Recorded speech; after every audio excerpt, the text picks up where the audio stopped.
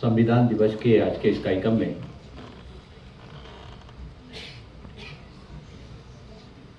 हमारे बीच में उपस्थित सामाजिक न्याय अधिकारिता मंत्रालय में हमारे साथी राज्य मंत्री सम्मानीय रामदास अठावले जी, हमारे साथी राज्य मंत्री श्री BL वर्मा जी, सामाजिक न्याय अधिकारिता मंत्रालय में सचिव श्रीमान अमित यादव जी, सामाजिक न्याय अधिकारिता मंत्रालय के हमारे दिव्यांगजन सशक्तिकरण विभाग में सचिव श्रीमान राजेश अग्रवाल जी, अवर सचिव श्री अमित घोष जी, अवर सचिव सम्मानीय कैरन बेन जी, यहाँ पर उपस्थित विभाग के हमारे सभी अधिकारीगण और इस संविधान दिवस के आयोजन में भाग लेने के लिए आए हुए सभी हमारे बहनों एवं भाइयों, प्रिंट मीडिया, इलेक्ट्रॉनिक मीडिया के हमारे साथीगण, आज के इस महत्वपूर्ण आयोजन में आप सभी का स्वागत करते हुए मुझे अपार हर्ष का अनुभव हो रहा है। और हर्ष का अनुभव इसलिए भी हो रहा है कि माननीय प्रधानमंत्री जी के द्वारा जब वो गुजरात में मुख्यमंत्री थे, गुजरात में मुख्यमंत्री पद पर रहते हुए 2010 में वहां पर संविधान गौरव यात्रा, संविधान की कॉपी को हाथी पर रख के और पूरे गुजरात प्रदेश में संविधान गौरव यात्रा उनके द्वारा निकाली गई थी। उसके बाद जब 2014 में आदरणीय नरेंद्र मोदी जी देश के पंतप्रधान बने, तो पंतप्रधान बनने के बाद 26 नवंबर 2015 को डॉक्टर भीमराव अंबेडकर जी के 125वीं जयंती के अवसर पर संविधान दिवस मनाने की शुभारंभ माननीय प्रधानमंत्री नरेंद्र मोदी जी के द्वारा किया गया। और आज प्रातःकाल से हम लोग अनेक कार्यक्रमों में, संविधान दिवस के कार्यक्रमों में शामिल होते हुए डॉक्टर भीमराव अंबेडकर इंटरनेशनल केंद्र के भीम हॉल में आप सभी के साथ यह संविधान दिवस मना रहे हैं। मैं जब हमारे साथियों के द्वारा क्विज कंपटीशन का यहाँ पर आयोजन किया गया, मैंने देखा जिस उत्साह के साथ में सभी टीमों ने इसमें भाग लिया, उसमें दूसरी चीज जो मैंने पॉइंटेड रूप से नोट की, प्रश्नों के उत्तर देने वाले अधिकांश युवा साथी थे हमारे, और वो उत्तर इसलिए दे पा रहे थे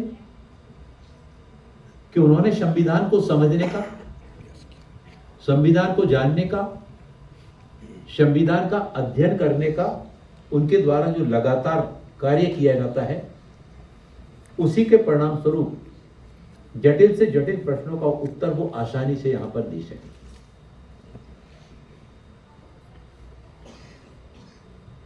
संविधान को अपनाने और संविधान के संस्थापकों के योगदान से आज जो संविधान दिवस हम मना रहे हैं, हम डॉक्टर राजेंद्र प्रसाद जी का योगदान इसमें हम नहीं भुला सकते।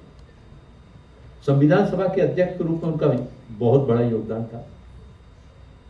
फिर संविधान के प्रारूप के तैयार करने के चेयरमैन के रूप में, अध्यक्ष के रूप में डॉक्टर भीमराव अंबेडकर जी और उनकी जो साथ की टीम थी, उस टीम ने दिन रात अथक परिश्रम करके सबसे बड़ा संविधान का प्रारूप तैयार करके देश के सामने जो संविधान हमको दिया, 26 नवंबर 1949 के पहले हमारे देश में जो संविधान चालू था, वो ब्रिटिश हाउस ऑफ कॉमन्स के द्वारा जो लिया गया था, वो हमारे यहाँ संविधान लागू था। 26 नवंबर 1949 को प्रारूप समिति ने इस संविधान को अंगीकार किया।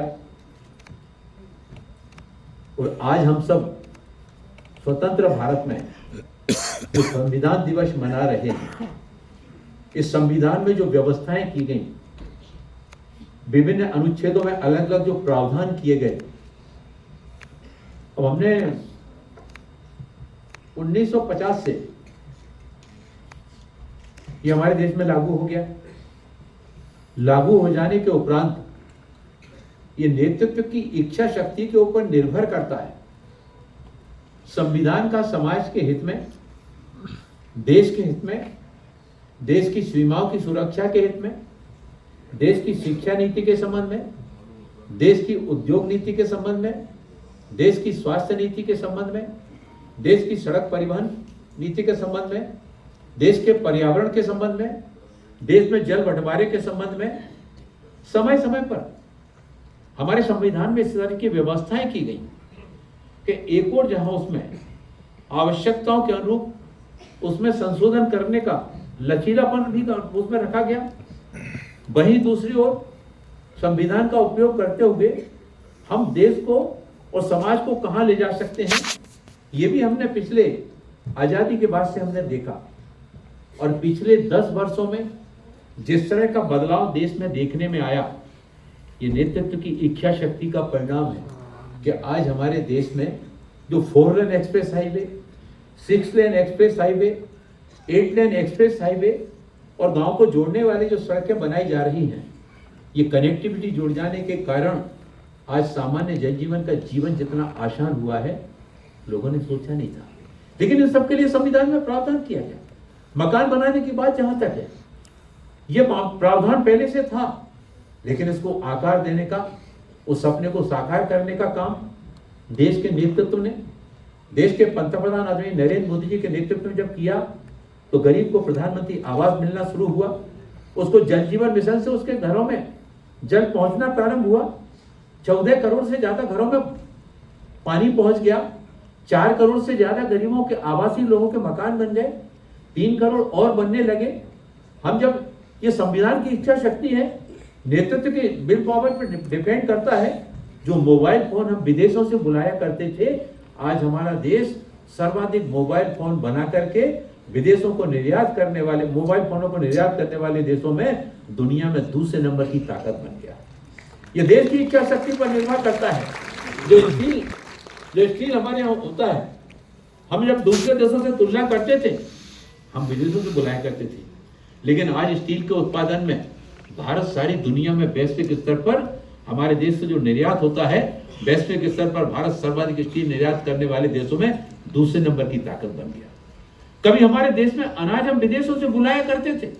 एक समय ऑस्ट्रेलिया से लाल गेहूं बुलाया गया था PL 480 के अंतर्गत।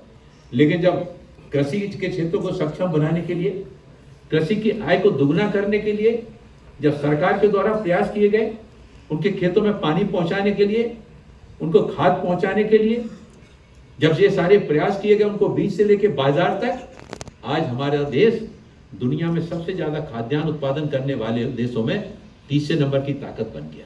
संविधान में प्रावधान सब है, लेकिन उन प्रावधानों का, उन अनुच्छेदों का समाज और देश के विकास में उपयोग करना, ये देश के नेतृत्व की इच्छा शक्ति के ऊपर निर्भर करता है। और देश के पंतप्रधान आदरणीय नरेंद्र मोदी जी ने, हमारे डॉक्टर भीमराव अम्बेडकर जी, जिनके नेतृत्व में संविधान को लिखने का काम किया गया, प्रारूप तैयार करने का काम किया गया, डॉक्टर भीमराव अम्बेडकर जी को भी भारत रत्न देने का काम सोचा नहीं गया कभी उनके बारे में। और जब भारत रत्न देने की बात आई, तो जब हमारे द्वारा जो समर्थित सरकार रही, जब वो सरकार आई, तब डॉक्टर भीमराव अम्बेडकर जी को भारत रत्न से सम्मानित किया गया। अभी हमारे साथी बोल रहे थे, साथी राज्य मंत्री जी, कि डॉक्टर भीमराव अम्बेडकर जी के इस हाल में हम भीम हाल में बैठकर हम कार्यक्रम कर रहे हैं। आज हम जिस सुविधायुक्त हाल में बैठकर हम कार्यक्रम कर रहे हैं, कभी हमने सोचा डॉक्टर भीमराव अम्बेडकर जी ने कितनी कठिन परिस्थितियों के बीच में बचपन से लेकर अपनी शिक्षा की सारी यात्रा की, और हमारे देश को संविधान का इतना बड़ा जो संविधान उनके द्वारा दिया गया, उनको योगदान को कभी भुलाया ही नहीं जा सकता है। पंचतीर्थ बनाने का काम डॉक्टर भीमराव अम्बेडकर जी के जीवन से जुड़े हुए जो स्थल हैं, चाहे वो उनकी जन्मस्थली महू हो, और चाहे वो दीक्षा भूमि नागपुर हो, चाहे चैत्य भूमि मुंबई हो और चाहे शिक्षा भूमि लंदन हो। शिक्षा भूमि लंदन का जो शिक्षा भूमि का जो भवन है, नागपुर में दीक्षा भूमि है, लंदन का शिक्षा भूमि का स्थान हो, इन सारे स्थानों पर उन स्थानों को खरीद करके और वहां पर विशाल भव्य उन डॉक्टर भीमराव अम्बेडकर जी की स्मृति में बनाने का काम, पंचतीर्थ बनाने का काम अगर किसी के द्वारा किया गया तो देश के पंतप्रधान आदरणीय नरेंद्र मोदी जी के द्वारा किया गया। 60 साल तक लोगों ने सोचा नहीं, 60 साल तक के हमारे संविधान के रचयिता, संविधान को आकार देने वाले डॉक्टर भीमराव अम्बेडकर जी को, उनको उनके जीवन से जुड़े हुए स्थानों को इस तरह के पंचतीर्थ बना करके सम्मानित करने का काम किया जाना चाहिए। आज हम देश के प्रधानमंत्री आदरणीय नरेंद्र मोदी जी के नेतृत्व में जो पंचतीर्थों का जो निर्माण हुआ, देश के अलग अलग क्षेत्रों से लोग जब उन स्थानों का दर्शन करने के लिए जाते हैं, मुझे याद है कि हिंदू मिल का बरसों से कोर्ट में विवाद चल रहा था।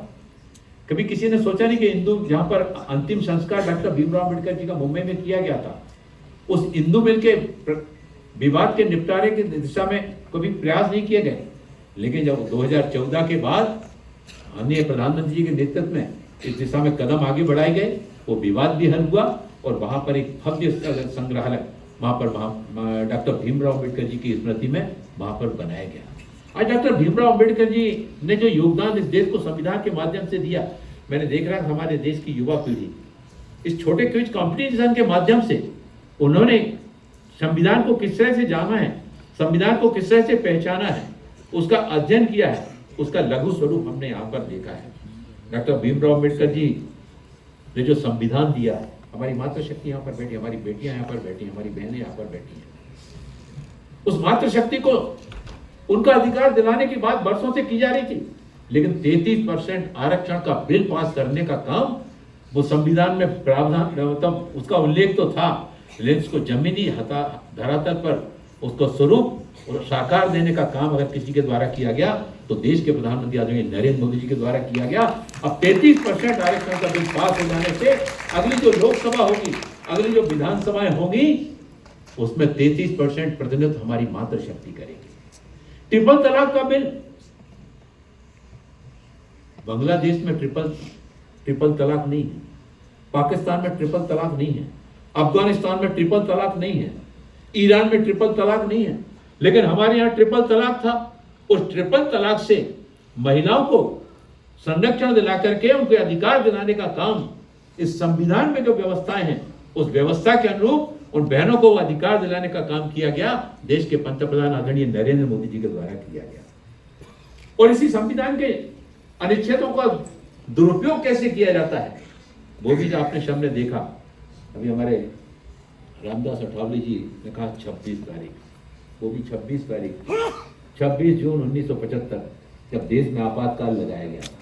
हमने देखा कि एक तरह किस तरह से नेतृत्व की इच्छा शक्ति पर जब निर्भर करता है तो देश सड़क से लेकर हवाई जहाज तक हर क्षेत्र में आगे बढ़ता है, चाहे मोबाइल की बात हो, चाहे कृषि के क्षेत्र की बात हो, स्टील की बात हो, मेडिकल कॉलेज की बात हो। कभी 74 मेडिकल कॉलेज थे, आज 147 मेडिकल कॉलेज है।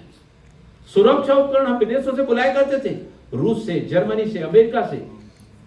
आज हम 208 से भी ज्यादा सुरक्षा उपकरण आज हम अपने देश में बना रहे हैं। उनके आयात पर रोक लगाई गई, अपने देश में उनका निर्माण कार्य किया गया, हम दूसरे देशों को निर्यात कर रहे हैं। ये देश की नेतृत्व की इच्छा शक्ति के ऊपर निर्भर करता है। 1975 में 26 जून 1975 को आपातकाल लगाया गया। न वकील कर सकते थे, न अपील कर सकते थे, न कोई दलील दे सकते थे। जिसको एक बार बंद कर दिया गया, वो जब तक आपातकाल लगा रहा तब तक वो जेल में ही बना रहा। मैं उसका प्रत्यक्षदर्शी हूं। मैं फर्स्ट ईयर में पढ़ता था। हमेशा से अन्याय के विरुद्ध मेरे मन में जो स्वभाव रहता था। इमरजेंसी लगी, मुझे आपातकाल में बंद कर दिया गया। 19 महीने मैं भी जेल में रहा। इमरजेंसी जब खत्म हुई, आपातकाल खत्म होने के बाद हमको बाहर आने का अवसर मिला। मेरी पढ़ाई बीच में रुक गई थी। मैंने कहा कि जेल में जितने इस तरह के स्टूडेंट्स आते हैं, हम लोग साथ में बंद थे। हम लोगों ने प्राइवेट परीक्षा देने के लिए फार्म भरा। हमारे रोल नंबर भी आ गए थे, लेकिन कल परीक्षाएं प्रारंभ होना है और आज ऑर्डिनेंस जारी हो गया था कि मीशाबंदियों को परीक्षा देने नहीं मिलेगा।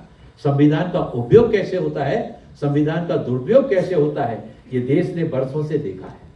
पिछले 10 वर्षों में जिस तरह से संविधान की शक्तियों का उपयोग करके समाज और देश के विकास के हित में काम किए जा सकते हैं, उसका स्वरूप हमने देखा। हमारे साथियों ने हमारे मंत्रालय के द्वारा किए जाने वाले कामों के बारे में, सामाजिक न्याय विभाग के द्वारा, दिव्यांगजन सशक्तिकरण विभाग के द्वारा जो काम किए जा रहे हैं, मैं उन कामों का आज उल्लेख नहीं करूंगा, मैं उनको, क्योंकि मंत्रालय उन कामों के लिए लगातार कर रहा है। उन कामों के बारे में जब कभी अवसर आएगा तब मैं बताऊंगा। लेकिन उनमें भी किस तरह का बदलाव इन 10 वर्षों में देखने के में क्या आया। आज हम चाहे डीएनटी की बात करें, ईडब्ल्यूएस की बात करें, उनको भी 10% देने की का प्रावधान किया गया, जो पहले कभी सोचा नहीं गया। ट्रांसजेंडर के बारे में 2019 में अलग से अधिनियम पारित किया गया। दिव्यांगजनों के लिए सशक्तिकरण अधिनियम 2019 में पारित किया गया। तो हमने संविधान का उपयोग समाज के, जो बात की जाती है संविधान में, सर्वव्यापी, सर्वस्पर्शी, समावेशी समाज का संतुलित विकास, सबको समान अधिकार, ये हमको कहां से मिला? ये संविधान से मिला। डॉक्टर भीमराव अंबेडकर जी के नेतृत्व में जो संविधान रचा गया, जो प्रारूप तैयार किया गया, आज उसी का परिणाम है कि आज हम दिल्ली के सबसे सेंट्रल प्लेस में इस तरह से बैठ करके डॉक्टर भीमराव अंबेडकर जी के नाम पर जो सामाजिक न्याय अधिकारिता मंत्रालय के द्वारा ये जो doctor Bhimrao Ambedkar international stadium बनाया गया, इसके माध्यम से यहां पर अध्ययन करने के लोग आते हैं, यहां पर रिसर्च करने के लिए आते हैं।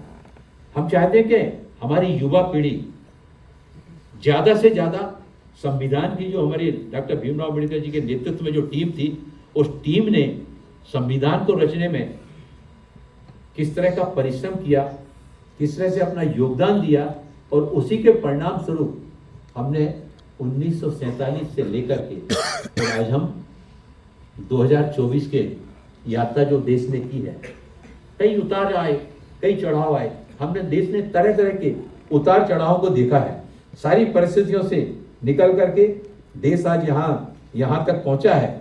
इस सब में आप सबका भी बहुत बड़ा योगदान है। आप सब सामाजिक न्याय अधिकारिता मंत्रालय के विभागों के अलग अलग सेक्शन से यहाँ पर आए हैं। दिव्यांगजन सशक्तिकरण विभाग के अलग अलग सेक्शन से आए हैं। बहुत सारे वो सामाजिक संगठन, एनजीओ जो इस क्षेत्र में काम कर रहे हैं, उनके भी प्रतिनिधि यहाँ पर आए हैं।